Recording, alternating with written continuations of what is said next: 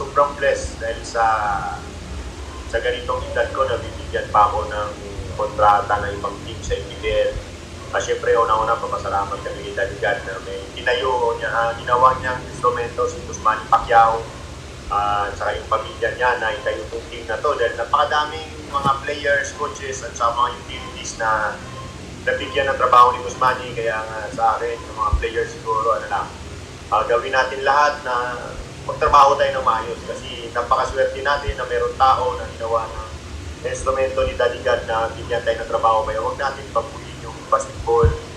And then, yung experience, talaga sobrang blessed kasi nga, yun nga, yung dinadasal ko kay Daddy God na makapaglaro ng maayos, yung makita ko sa pamilya ko, sa ibang tao na marunong po ako maglaro ng basketball na malinis po sa may difficult kasi isama sa basketball yun, pero hindi yung kagaya sa PBA na tingin sa akin na referee talagang pananakit lang. At least dito po na ipakita ko na binigyan ako ng talent ni Daddy God para makapaglaro po ng basketball po. Saka ipakita sa mga bata na marunong din po ako maglaro ng basketball lalo sa mga ibang tao po na hindi nakakilala po.